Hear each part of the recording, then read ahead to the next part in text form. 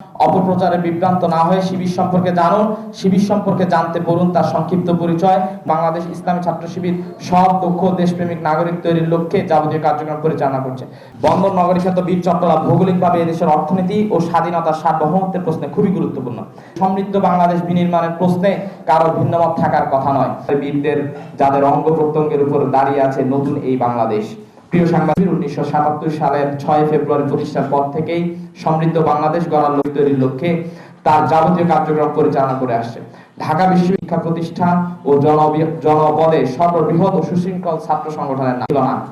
একদিকে আদর্শিক লড়াইয়ে পরাজিত প্রতিপক্ষের পেশি শক্তির প্রয়োগ, অন্য সামর্থ্য উজাড় করে দিয়ে অতীতে যেভাবে ছিল বর্তমানেও আছে, ভবিষ্যতেও ঠিক একইভাবে থাকবে ইনশাআল্লাহ।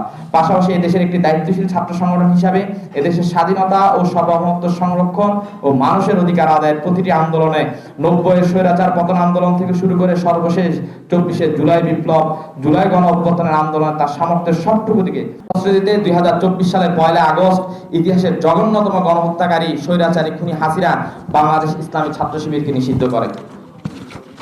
প্রিয় সাংবাদিক ভাইরা, বন্দর নগরী খ্যাত বীর চট্টলা ভৌগোলিকভাবে এদেশের অর্থনীতি ও স্বাধীনতার সার্বভৌমত্বের প্রশ্নে খুবই গুরুত্বপূর্ণ।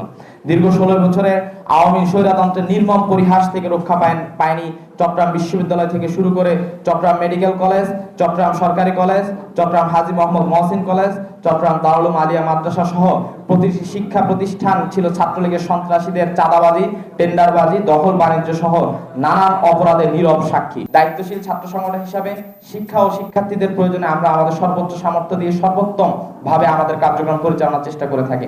যেহেতু এই সংগঠন মানুষ দ্বারা পরিচালিত, তাই মাঝে মধ্যে ছোটখাটো ত্রুটি বিচ্যুত হওয়া স্বাভাবিক এবং তার সংশোধন যোগ্য বটে। তাই আমরা সর্বদা আমাদের গঠনমূলক সমালোচনা ও সংশোধনীকে স্বাগত জানাই এবং এই কাজের সাথে সংশ্লিষ্ট সম্মানিত সাংবাদিক ও নাগরিক সমাজকে আমাদের শুভাকাঙ্ক্ষী মনে করে দৃঢ়ভাবে বিশ্বাস করি আপনাদের গঠনমূলক সমালোচনা আমাদের অব্যাহত অগ্রযাত্রাকে আরো বেশি গতিশীল করবে। আমরা আশা করি জুলাই বিপ্লব পরবর্তী সময়ে সকল গণমাধ্যম কর্মী বিপ্লবের মূল চেতনাকে ধারণ করে স্বাধীনভাবে নিজ পেশাগত দায়িত্ব পালন করতে পারবেন। চাকরি বা কোনো হাউজের দায় নয়, বিবেকের দায়ে কাজ করবে। সত্যকে সত্য, মিথ্যাকে ভিন্নতা থাকাটা স্বাভাবিক, কিন্তু সমৃদ্ধ বাংলাদেশ বিনির্মাণের প্রশ্নে কারো ভিন্নমত থাকার কথা নয়। আমরা আমাদের ঐক্যের জায়গাগুলোতে সবাইকে সাথে নিয়ে কাজ করতে পারলে সম্প্রতির এই দেশ সৌহার্দ্যের সৌরভে ভরে উঠবে। প্রিয় সাংবাদিক ভাইয়েরা, অন্যান্য ছাত্র সংগঠনগুলো যেখানে গ্রুপিং, অন্তকন্দল, চাঁদাবাজি, টেন্ডারবাজি, হল বাণিজ্য সহ নানান অপরাধমূলক কার্যক্রমের সাথে সম্পৃক্ত, সেখানে বাংলাদেশ ইসলামী ছাত্র শিবির সব দক্ষ দেশপ্রেমিক নাগরিক তৈরির লক্ষ্যে যাবতীয় কার্যক্রম পরিচালনা করছে। বিগত স্বৈরাচার শাসন আমলে সাধারণ শিক্ষার্থী ও দেশবাসীর মনে আমাদের সম্পর্কে নেতিবাচক ধারণা দিতে কিছু চিহ্নিত তথ্য সন্ত্রাসী মিডিয়ার মাধ্যমে আমাদের বিরুদ্ধে প্রচার প্রপাগান্ডা চালালেও সোশ্যাল মিডিয়ার কারণে তাদের সেই চক্রান্ত অনেকাংশে বুমেরাং হয়। তারপরে ক্রমাগত অপপ্রচারের ফলে অনেকের মনে কিছু নেতিবাচক ধারণা জন্মানো অস্বাভাবিক নয়।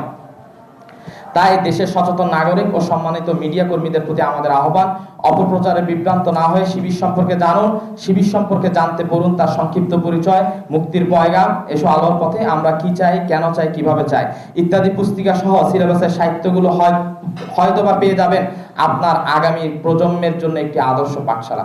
আমরা দৃঢ়ভাবে বিশ্বাস করি বাংলাদেশ ইসলামী ছাত্র শিবির প্রচলিত ছাত্র সংগঠন নয়, একটি বিকল্প শিক্ষা প্রতিষ্ঠান। আপনাদের প্রতি অশেষ কৃতজ্ঞতা, কষ্ট করে শত ব্যস্ততার মাঝে আমাদের প্রতি আন্তরিকতা দেখিয়েছেন।